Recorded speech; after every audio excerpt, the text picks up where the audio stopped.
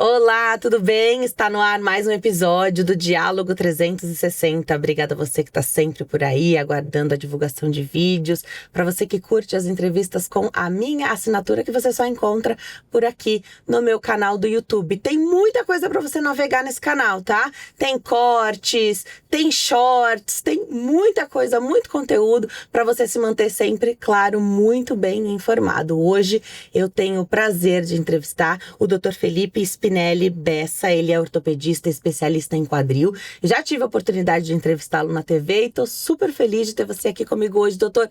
Obrigada por estar aqui hoje, por confiar no meu trabalho. Eu tenho certeza que a gente vai ajudar muita gente com essa entrevista. Denise, eu que agradeço aí a oportunidade de falar aqui no Diálogo 360. Parabéns aí por esse projeto novo. Obrigada. E vamos falar um pouquinho aí sobre o quadril, tá? Acho que é uma coisa que todo mundo ouve falar, mas acredito que pouca gente saiba exatamente o que é. É verdade. Explica pra gente, então, o que é o quadril? Então vamos lá.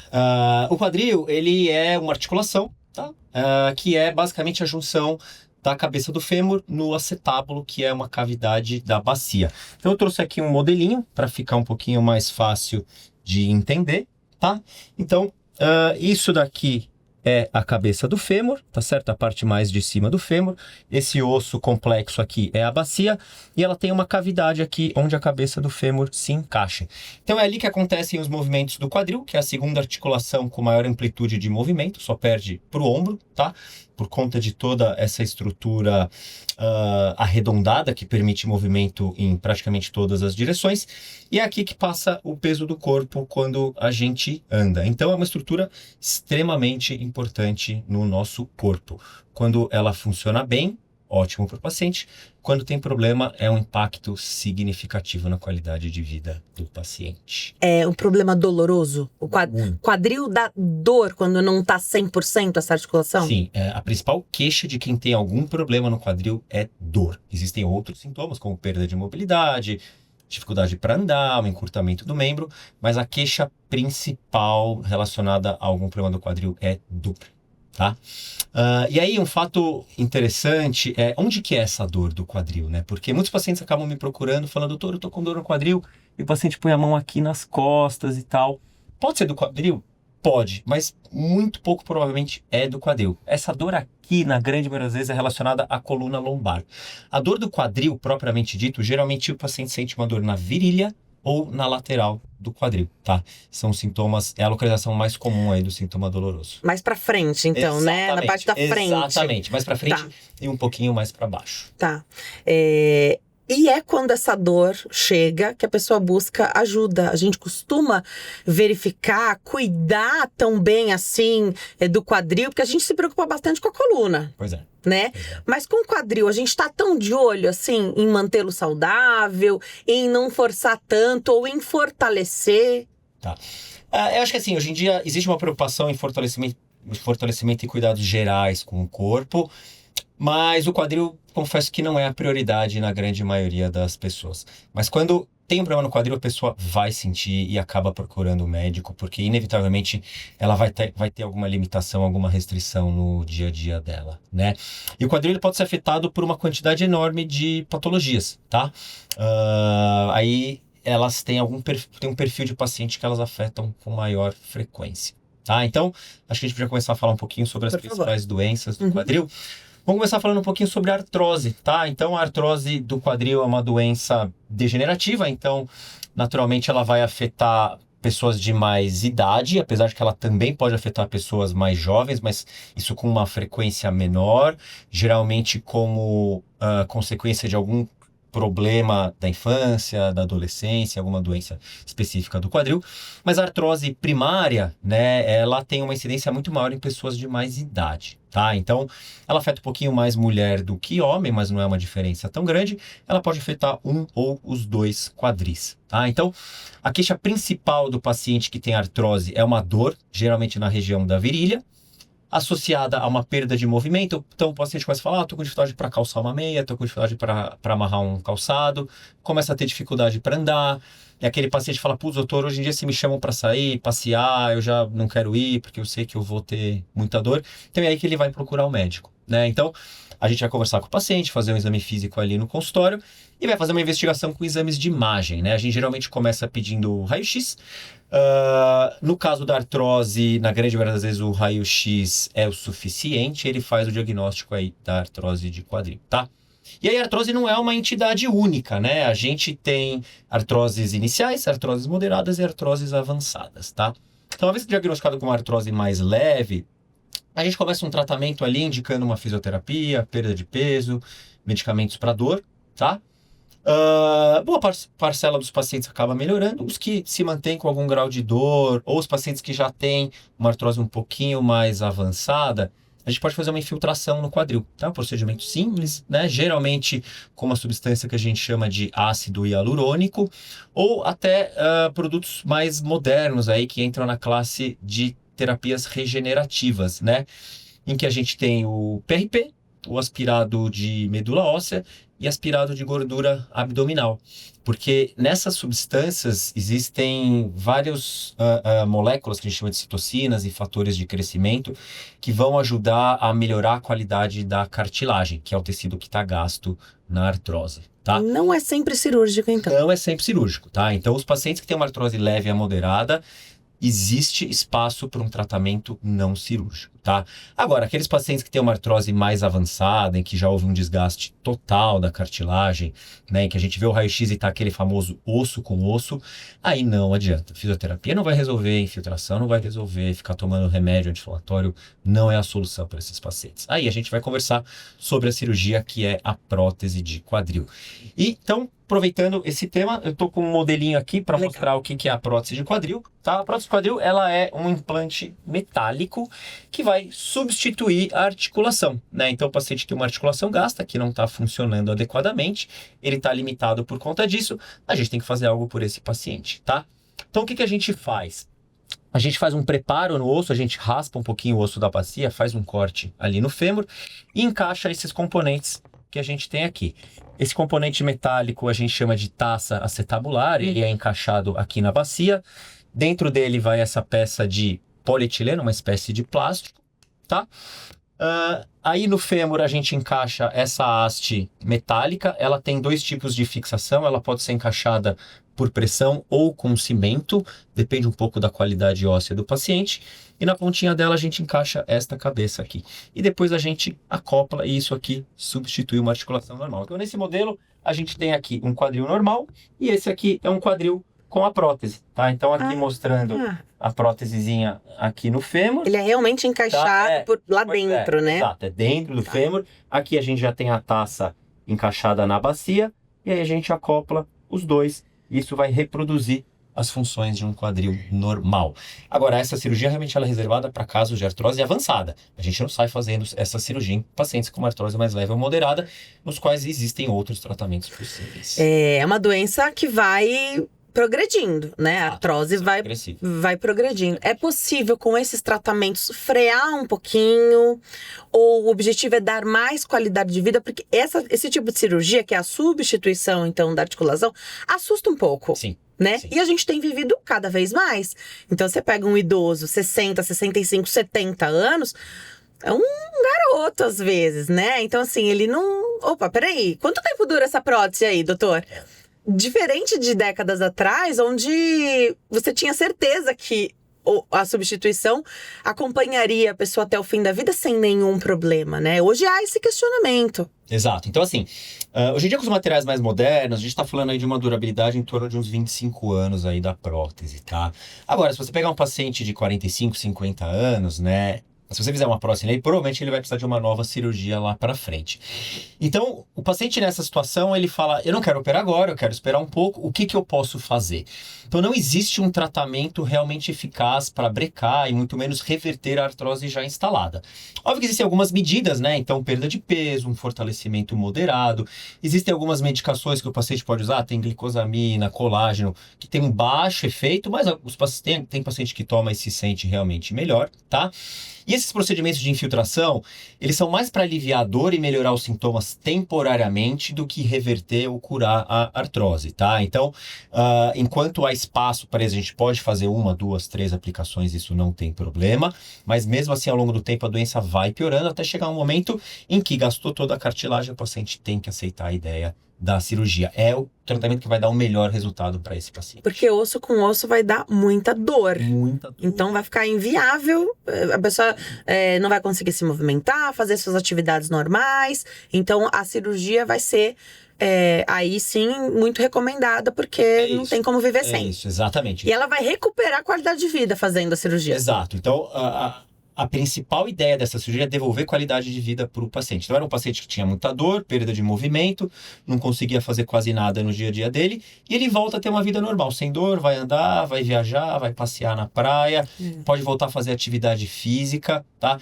E é por isso que essa cirurgia, a prótese de quadril, foi eleita a cirurgia do século pela revista Lancet, que é uma das revistas mais famosas no mundo científico, porque ela pega um paciente que está sem qualidade de vida e devolve muita qualidade de vida para o paciente. Então, óbvio, quando bem indicada, o resultado dela é fantástico. Mas para que isso aconteça, a cirurgia tem que ser bem executada, então tem que ser um ortopedista especialista em quadril para executar essa cirurgia, tem que ser com bom material e o paciente tem que seguir as orientações ali no pós-operatório. Legal. O que pode piorar ou adiantar, ocasionar aí uma necessidade de substituição dessa cirurgia, que não só por conta da artrose? Então, uma fratura, por exemplo? Tá, então, vamos lá. A artrose é, sem dúvida, a principal indicação aí da realização da prótese de quadril, mas existem outras situações que podem acarretar a necessidade dessa cirurgia. Então, uma delas é a fratura do colo do fêmur, que afeta principalmente pacientes idosos, né? Aqueles geralmente portadores de osteoporose. Então, a osteoporose, ela é uma patologia ortopédica que cursa com redução da massa óssea e da qualidade óssea, aumentando o risco de ter uma fratura. Então, aquele idosinho que não sabia que tinha osteoporose, geralmente cai em casa, é uma quedinha boa, sem falar, foi uma coisinha boba, fui atender o telefone, escorreguei no banheiro, caiu aquela dor no quadril, é levado para o hospital, faz o raio-x e tem uma fratura do colo do fêmur. Então, essa é uma situação que, obrigatoriamente, o tratamento é cirúrgico, porque a fratura, ela não vai colar sozinha, e se ela não for operada, o paciente continua com muita dor, não consegue mais andar, e ele acaba ficando muito debilitado por conta disso, né? Então, é por isso que a ideia é a gente tentar identificar os pacientes que têm osteoporose. E quais são os pacientes aí de alto risco para osteoporose?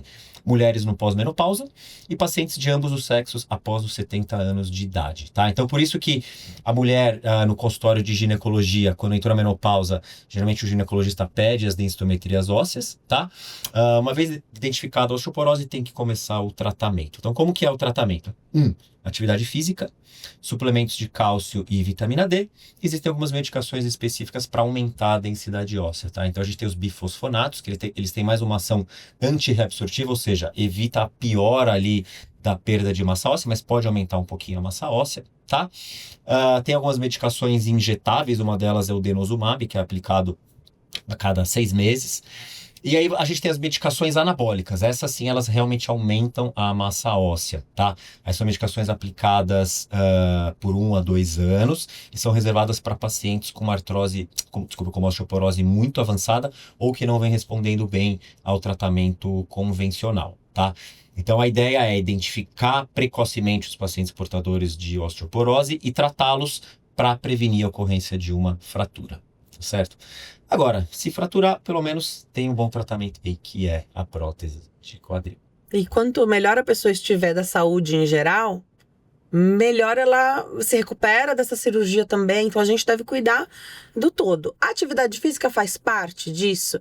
Musculação, de fato, ajuda na saúde dos ossos? Sim, sem dúvida, tá? Então, a saúde, ela tem que ser abordada ali de várias maneiras, né? Então o paciente tem que estar bem cuidado da parte cardiológica, pressão alta, diabetes, colesterol, isso tem que estar tudo em ordem.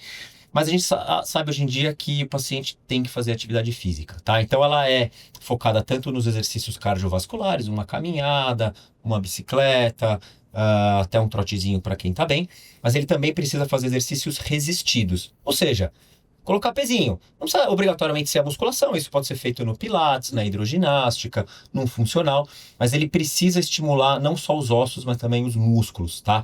Uma coisa que vem muito em conjunto com a osteoporose é a sarcopenia, que é a perda de massa e de força muscular.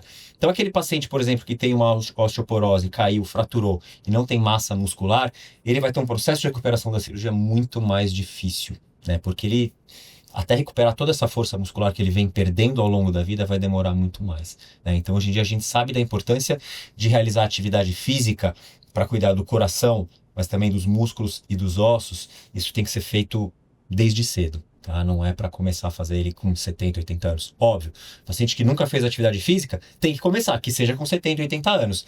Mas acho que essa orientação de realização habitual de atividade física tem que ser dada muito antes. Perfeito. Você falou de sarcopenia. Então, essa perda de massa muscular também prejudica a saúde dos ossos? Ela prejudica porque os músculos eles são importantes ali para a sustentação do corpo, assim como os ossos, né? Então, o paciente que tem pouca massa muscular, ele também vai ter uma chance um pouquinho aumentada ali de ter uma fratura, porque ele vai ter um desequilíbrio, ele vai cair com mais facilidade, tá?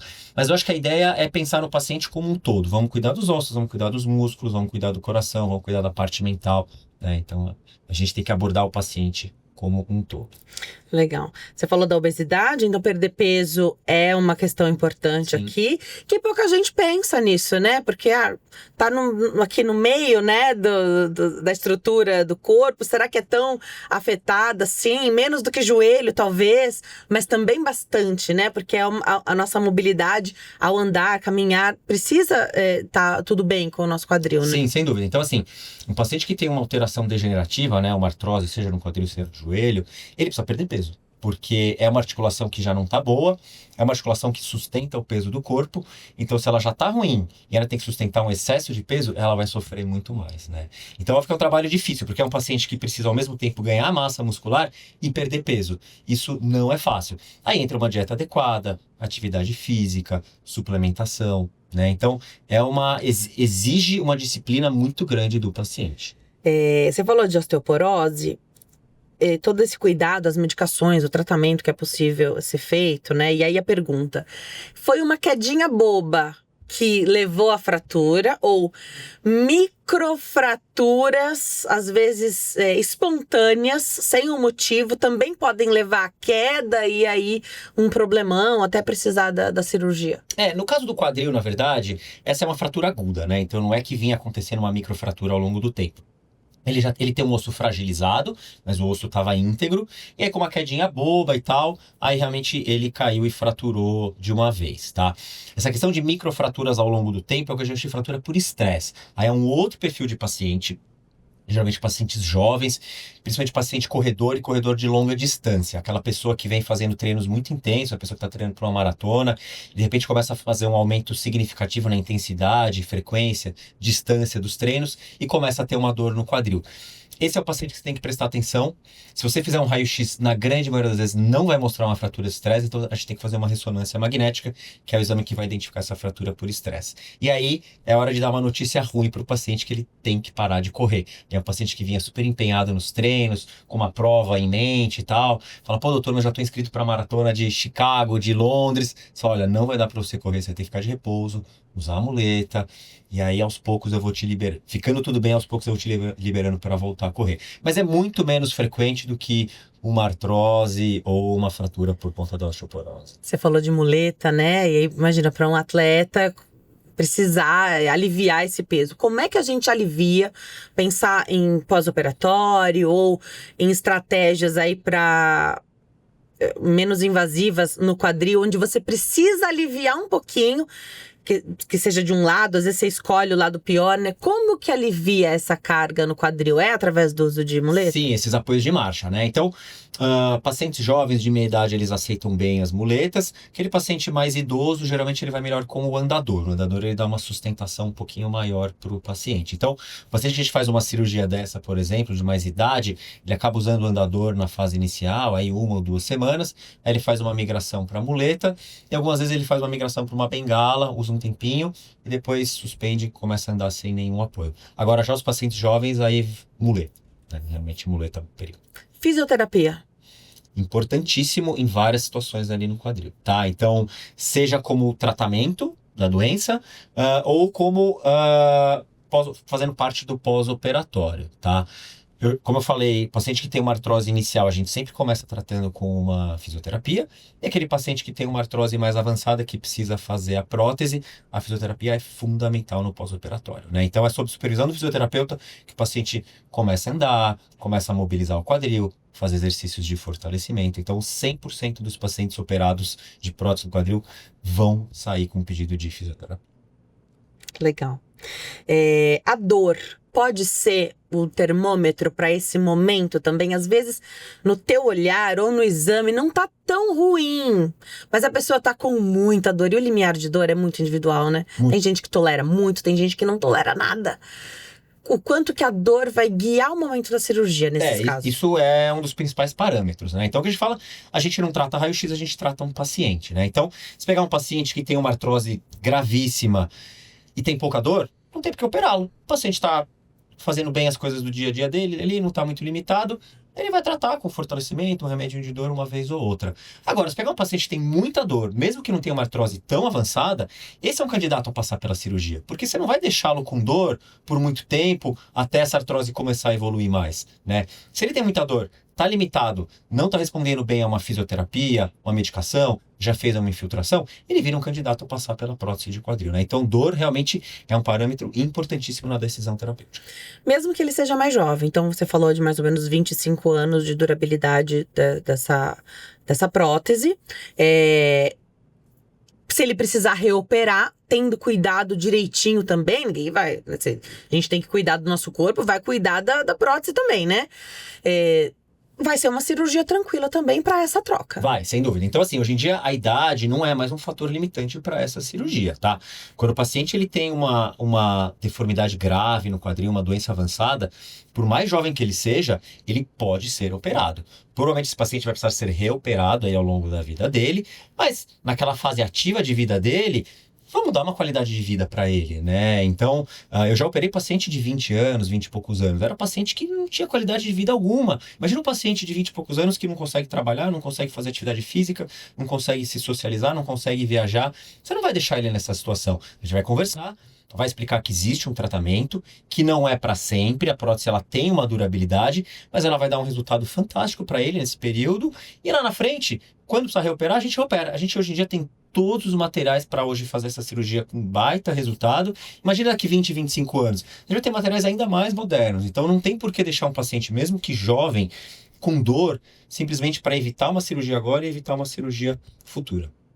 E dá para dizer vida normal? Vida praticamente normal. Eu acho que só atividades muito extremas, assim, como, por exemplo, saltar de paraquedas, fazer um bungee jump, coisas muito radicais, que aí realmente é um risco significativo para a prótese. Isso a gente tem que alertar o paciente que ele não deve fazer. Agora, caminhada, musculação, ir para a praia, entrar no mar, nadar, viajar, fazer uma trilha, jogar tênis, de repente até jogar um futebol, mais na amizade, né? Não dá para ser aquela coisa tão competitiva e tal, mas o paciente tem total liberdade para fazer isso. É que tem gente que é muito competitivo, né? Não dá realmente, né? E não vai combinar, mas também você pode prejudicar a sua própria articulação indo tão combativo, né? Exato, né? E às vezes assim, a pessoa foi lá no futebol, ele não tá fazendo nada de errado, mas vem alguém e dá um carrinho nele, aí ele não consegue controlar contato, muito isso. né? Exato. Então, eu dou esse alerta, olha, quer jogar futebol? Avisa outras pessoas que você tem uma prótese no quadril, que tem que tomar um certo cuidado.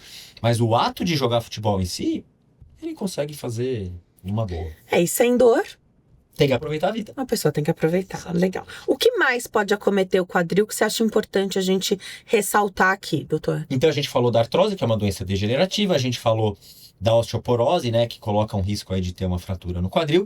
Mas existem outras doenças, tá? Então, o quadril que a gente está vendo aqui, articulação da cabeça do fêmur no acetábulo, mas ao redor do quadril a gente tem outras estruturas. E a gente tem basicamente tendões aqui ao redor, tá? Os tendões, eles são a estrutura que conecta o músculo ao osso, né? Então, o músculo é aquela fibra muscular que é o que faz a contração, mas o que está conectando esse músculo ao osso é o tendão, tá? Que é um tecido inelástico e que em algumas situações ele pode passar por um processo inflamatório, que é a tendinite ou a tendinopatia. Como a gente tem alguns tendões aqui ao redor do quadril, o quadril ele é uma articulação muito afetada pelas tendinites. A principal delas é a tendinite de glúteo médio e mínimo, que são dois tendões que se inserem aqui na região lateral, nesse ossinho que a gente palpa aqui na lateral do quadril, tá? E essa tendinite afeta principalmente mulheres de 40 a 60 anos de idade. E por quê? Porque vindo aqui da crista ilíaca tem uma camada de tecido que chama trato iliotibial, que ele vem descendo pela face lateral da coxa, e ele está em contato muito próximo aqui. Então fica um atrito nessa região. Então ao longo do tempo esse atrito acaba gerando uma inflamação no tendão, que dá essa dor na lateral do quadril. Então uma das principais queixas no consultório do especialista em quadril é essa dor na lateral, que provavelmente é a tendinite glúteo médio e mínimo, podendo vir associada ou não com a bursite trocantérica. Então o paciente vem com uma queixa clássica: doutor, eu tenho dor na lateral do quadril, se eu deito de lado em cima desse quadril, me dói muito, quando eu ando muito dói, subir e descer a escada, dói. Então a gente, o exame físico palpa ali, o paciente realmente tem uma sensibilidade importante naquela região. Se fizer exames de imagem do tipo ressonância magnética, principalmente ultrassom, vai mostrar essa alteração. Aí, de novo, entra o papel da fisioterapia. A fisioterapia é essencial no tratamento desse problema, tá? Então vai ser feito um trabalho de fortalecimento, mobilidade, analgesia, correção biomecânica da marcha do paciente, e uma boa parcela desses pacientes vai melhorar da dor, mas não 100%. Então, para os pacientes que não melhoram, existem outros tratamentos, tá? Quais são eles? Um deles é um que chama terapia por ondas de choque, que é diferente daquele choquinho, aquela corrente elétrica do fisioterapeuta. É um aparelho que ele emite ondas acústicas que vão penetrar no tecido e vão promover uma desinflamação e reparação desse tecido. E aí a gente pode fazer algumas infiltrações aqui, tá? Da mesma forma que a gente faz a infiltração com ácido hialurônico, no caso de artrose, a gente pode infiltrar algumas substâncias que eu falei daquelas de terapia regenerativa. Então o PRP, o aspirado medular, são os mais frequentes de serem utilizados no tratamento dessa doença. Cirurgia, muito raro indicar para essa situação, tá? Apenas pacientes que têm já uma ruptura, então é um caso muito mais avançado da tendinite, ou aqueles pacientes que não melhoram com nada, então a gente precisa fazer uma abordagem um pouquinho mais invasiva. Mas é a raridade da raridade. Fazer uma atividade física, fortalecer aí, você falou de glúteo médio. Isso. Fazer atividade física pode melhorar? Pode, contanto que seja feita de maneira adequada, tá? Então, não é qualquer atividade física, tem que ser uma atividade física moderada, não é para ter exagero nas cargas em que vai ser feito, tem que respeitar um período de descanso, tem que trabalhar todos os grupos musculares, não dá para ficar insistindo no exercício que está desencadeando e piorando a dor, tá? Evitar exercício de muito impacto nessa região, porque aí pode até piorar. Mas é um trabalho realmente de fortalecimento dessa musculatura lombopélvica que vai melhorar boa parte dos pacientes. E curioso você falar da mulher entrando na menopausa. Tem uma outra situação, acho que é no ombro, capsulite adesiva também, que dá bastante em mulher na menopausa. Então, mais um item pra gente fazer um checklist lá, pra ficar de olho também. Agora, tanto faz se é uma mulher que já faz bastante atividade física, então tem essa região mais trabalhada, ou se é alguém que não faz atividade física. Pode dar tendinite no quadril? Pode, sem dúvida pode afetar essas duas parcelas da população, mas na grande maioria das vezes são pessoas com hábitos mais sedentários, né? Então são pessoas que não têm essa parte músculo-tendínea muito condicionada, que vão ter mais dor. Mas, óbvio, aquela pessoa que também exagera, que tem o overuse, elas também podem acabar desenvolvendo essa tendinite. Não é porque ela faz atividade física que ela está 100% protegida disso, né? O corpo humano, ele é uma máquina difícil de ser desvendada, né? Às vezes aquela pessoa que se cuida muito bem, se alimenta bem, faz atividade física, descansa, ela também pode ter problema. Mas enfim, a gente tem tratamento para todas essas pessoas. Ainda bem. Efeito cascata. Tô imaginando aqui então, porque dor na coluna é muito frequente. Aí você tem uma dor na coluna, você não exatamente buscou um tratamento, aí a gente muda às vezes a marcha. Aí começa a doer o quadril, mas você não sabe se tem um problema no quadril ou se a dor no quadril é porque você mudou a tua postura ao caminhar, andar, viver, enfim. Pode acontecer isso. Então você era no joelho, aí você evita acaba prejudicando o outro lado, seja do próprio joelho ou subindo um pouco do quadril, da coluna. Existe esse efeito cascata? Sim, muito frequente, né? Então a gente vê aqui a parte final da coluna lombar, né? Então a gente vê que tem uma proximidade muito grande com a bacia e aqui o quadril. Então uma pessoa que tem um problema na coluna lombar, ela pode ao longo do tempo sobrecarregar os quadris, as articulações sacroiliacas e desenvolver um problema nos quadris. Ou uma pessoa que tem um problema no quadril e que não trata, pode acabar desenvolvendo um problema na coluna lombar, ou no joelho, ou no outro quadril. Então, assim, uma vez que o paciente começou a ter um sintoma, o ideal é ele procurar ajuda médica, começar um tratamento para tratar tanto aquela articulação, quanto para evitar sobrecarregar outras articulações e acabar desenvolvendo problema na outra articulação, né? Então, a gente, infelizmente, tem alguns pacientes que tem medo de ir no médico, né? Então, eles vão deixando o problema passar, o negócio vai piorando. Quando ele chega no médico, ele já tá com problema nos dois quadris, nos dois joelhos, na coluna lombar. Então, acho que começou a ter um sintoma que não tá passando aí ao longo dos primeiros dias, primeiras semanas, busque ajuda médica, porque é algo que merece uma atenção. Provavelmente algum tratamento vai ter que ser feito. Dos tratamentos que a gente pode chamar minimamente invasivos, então que não são cirurgia, não são cirúrgicos, esse material que é colocado, a gente fala muito de ácido hialurônico para estética, né? É ácido hialurônico, mas eu acho que a densidade dele é diferente, né? Não é o mesmo que a gente usa no rosto, não. Não. É peso molecular que a gente chama. Legal. São ácidos hialurônicos de pesos moleculares diferentes.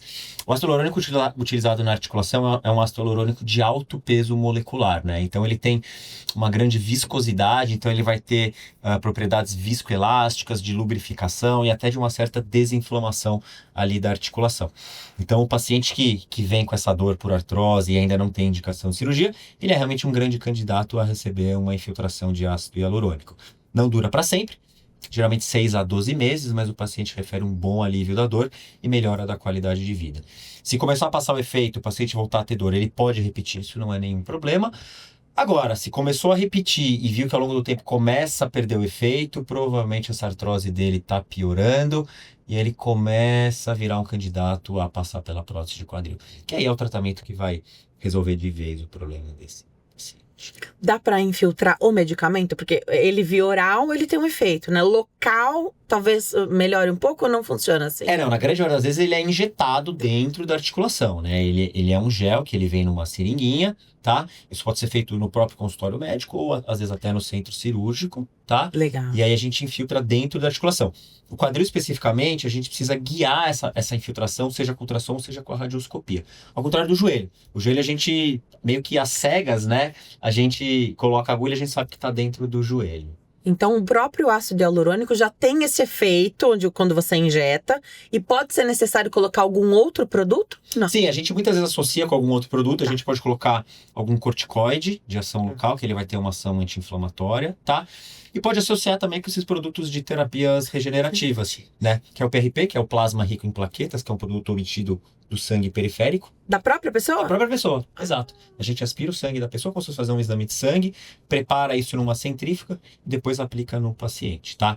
Às vezes a gente pode aspirar sangue da medula óssea aqui da bacia, aí já é um procedimento um pouquinho mais doloroso, a gente prefere fazer isso em centro cirúrgico, tá? E tem o aspirado de gordura, em que a gente faz como se fosse uma lipo, aspira um pouquinho de gordura abdominal, também prepara alguns dispositivos específicos e infiltra isso dentro da articulação. Então a medicina ela vem desenvolvendo e criando essas novas terapias, né? Hoje em dia é o que a gente tem, mas já tem novos tratamentos em estudo aí, a gente nos próximos anos vai ver algumas novidades aí nesse tratamento. Tem bom resultado, então, com essas terapias regenerativas? Sim, quando bem indicado, né? Não adianta a gente querer extrapolar isso daí para casos de artrose muito grave, casos em que tem uma deformidade no quadril, porque isso não vai resolver, né? Então, eu recebo pacientes quase que diariamente, já com uma indicação de cirurgia, que querem fazer a aplicação de alguma coisa dentro de medicina regenerativa. Então é uma conversa que a gente tem que ter com o paciente. Olha, o seu caso não tem indicação de fazer esse tratamento, a única coisa que vai dar bom resultado realmente é a cirurgia, né? Então o paciente tem que acabar aceitando essa ideia da cirurgia, mas ele vai ficar muito bem e vai ser um tratamento muito benéfico para ele. Para planejar uma cirurgia como essa, da troca, para substituir a articulação, mais ou menos quanto tempo a gente está falando? Olha, Tem muitos processos, né? Burocráticos até. Convênio, liberação, sim, enfim. sim. Hoje em dia, o prazo que os convênios têm para fazer a análise e a liberação de uma cirurgia é de 21 dias úteis, isso é estabelecido pela ANS, né? Então, a partir do momento que a gente fez o diagnóstico e indicou a cirurgia, a gente dá um prazo de mais ou menos um mês aí para o paciente ser operado, né? Nesse meio tempo, o ideal é ele já ir se preparando, então, cuidando da saúde dele, fazendo uma fisioterapia, já ir condicionando a musculatura, tá? Se ele estiver acima do peso, o ideal é perder um pouquinho de peso. Se fumar, tentar parar de fumar, o que não é fácil, é um grande desafio, mas se ele conseguir pelo menos reduzir aí a carga tabágica já ajuda bastante, né? Ele vai ter que fazer alguns exames de sangue, exames de urina e passar por uma avaliação cardiológica, né? Somente os pacientes que têm alguma doença muito descontrolada, ele tem uma contraindicação de ser operado. A grande maioria dos pacientes consegue ser operada aí sem nenhum problema. Legal. Bom. Voltando para tendinite, tem muita gente que refere cãibra no quadril. Pode estar relacionado, está relacionado. Aí vai fazer atividade física, não consegue. Vai sentar numa determinada posição, dói. Não consigo cruzar a perna porque dá cãibra. Eu acho que a cãibra é mais a forma com que o paciente tem a sensação da dor dele, né? A cãibra, na verdade, ela é uma contratura muscular involuntária ali, que acaba afetando basicamente panturrilha, coxa, às vezes no abdômen.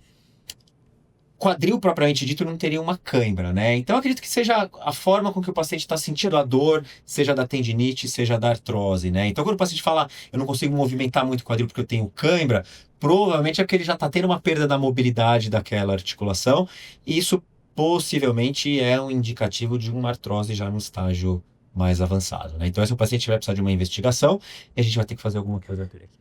Para exame, para você fazer diagnóstico de tendinite, quais exames seriam? O melhor exame que a gente tem hoje em dia é a ressonância magnética, tá? Então é o melhor exame para mostrar em detalhes aí tecidos moles. Então seja músculo, tendão, ligamentos, é o que a gente tem de mais moderno. Quando não tem disponível com facilidade a ressonância magnética, a gente pode utilizar o ultrassom, mas não é o melhor exame. Sem dúvida, para uma tendinite, o melhor exame é a ressonância magnética. Legal. E hoje é muito mais fácil fazer a ressonância, né? Eu acho que Acerta melhor. vários têm, você não precisa estar numa grande cidade para ter ressonância magnética. É um exame que hoje em dia você encontra em praticamente todas as cidades aí. Já que você tocou nesse ponto, o Brasil é enorme, né?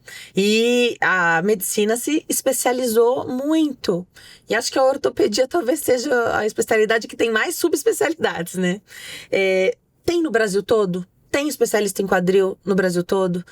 Talvez não na quantidade que a gente tem aqui em São Paulo, né? Mas como é isso? Como é que você enxerga isso nos congressos? Muita gente ainda vem para cá para receber esse suporte? Sim. Então, sem dúvida, nas grandes capitais, né? A gente tem médicos especializados em todas as áreas. Quando a gente começa a sair das grandes cidades, a gente começa a ter uma certa carência de médicos especialistas. E aí começa a ter mais médicos generalistas, tá? Então, cidades muito pequenas, muitas vezes não tem um ortopedista especialista e algumas vezes não tem nem ortopedista, né? Então, aí os serviços de saúde acabam direcionando esses pacientes para centros maiores, onde eles vão conseguir todos os recursos e profissionais capacitados ali para tratá-los. Então, São Paulo, sem dúvida, a gente tem uma grande quantidade de médicos especialistas, né? Outras grandes capitais também.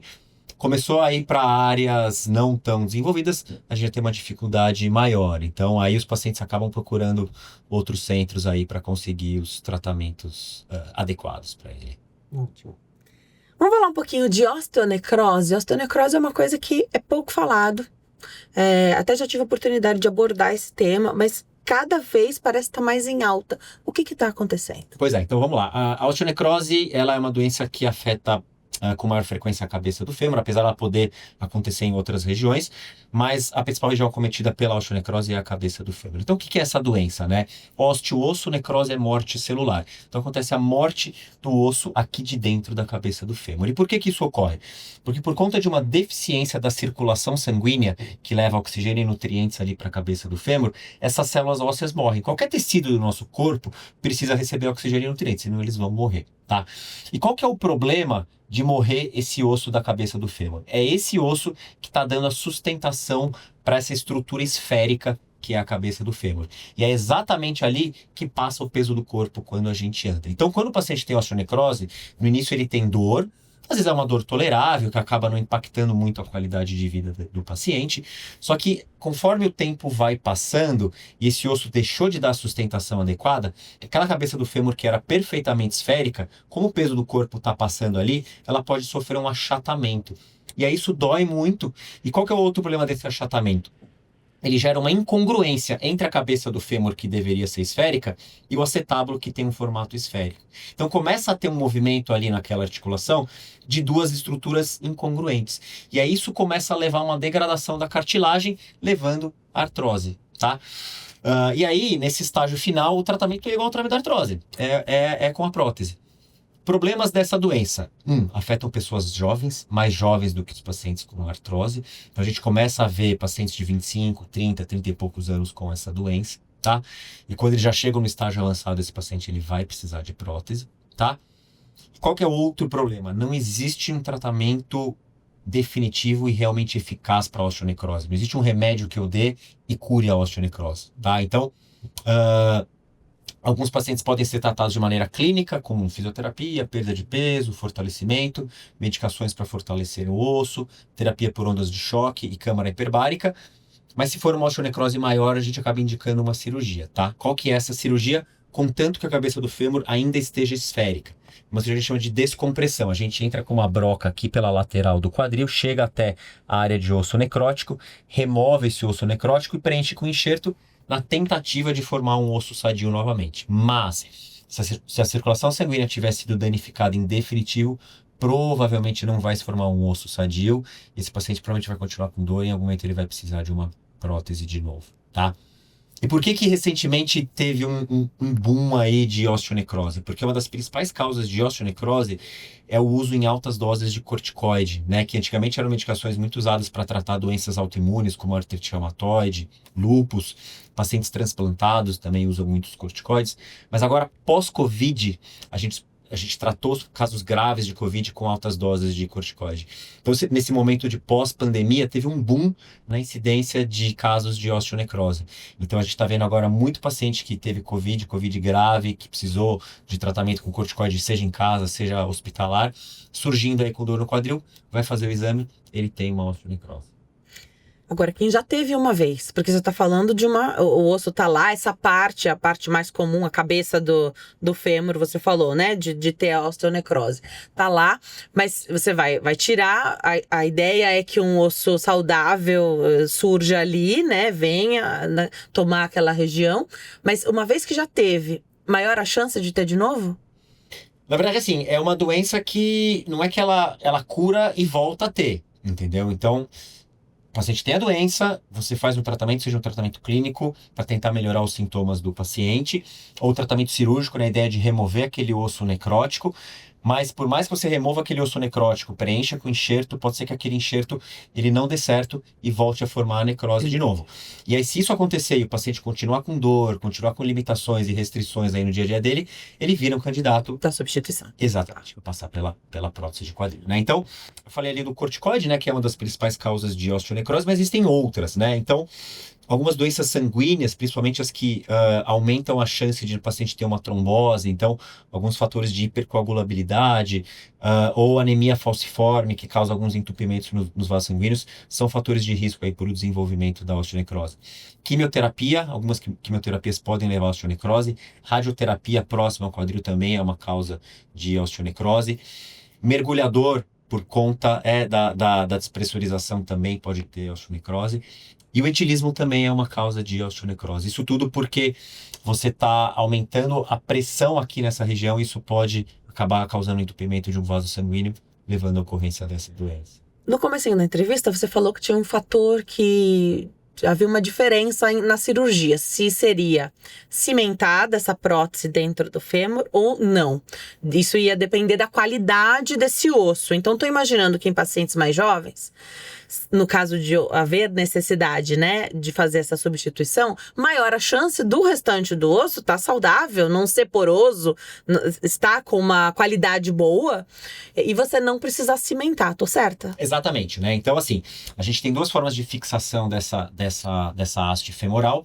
Essa daqui é uma haste não cimentada, ela tem esse revestimento poroso, ela entra no fêmur aqui por pressão, tá? Então, ela entra realmente com bastante esforço ali, com o martelo já batendo firme, e ela ao longo do tempo existe um processo de osteointegração. O osso do paciente começa a adentrar os microporos que estão aqui, garantindo uma fixação de longo prazo. Agora, quando a gente está lidando com um paciente de mais idade, um osso de má qualidade, um osso mais poroso, o ideal é a gente não depender dessa qualidade óssea. Então, a gente acaba optando por fazer a cimentação, né? Então, a gente primeiro preenche o canal do fêmur com cimento ainda viscoso, põe uma haste que é diferente dessa, é uma haste extremamente lisa, uma haste polida que a gente fala, põe ela ali no canal do fêmur como cimento, o cimento seca em alguns minutos e aí garante a fixação da prótese. Mas isso é uma questão também meio individual de cada cirurgião. Tem os cirurgiões que nunca vão usar prótese cimentada, eles vão usar prótese sem cimento em todos os pacientes. Tem médico que aprendeu a fazer prótese cimentada e vai fazer prótese cimentada em praticamente todos os pacientes. Eu acabo reservando a prótese cimentada para pacientes ou que a gente sabe que tem uma osteoporose ou pacientes aí a partir dos 75 anos de idade. Menos que isso, uma boa qualidade óssea, eu opto pela haste não cimentada, que é essa que tem essas asperezas aqui ao redor. E aí o osso integra com essa prótese. Exatamente, ao longo do tempo começa a haver esse processo de osteointegração. Se a gente olhar isso aqui num microscópio, ele tem microporos e o osso começa a entrar nesses microporos e ele realmente gruda na prótese. Tentar tirar uma prótese integrada no osso é um desafio. É um desafio porque ela está muito firme ali naquele osso. Ela realmente não sai.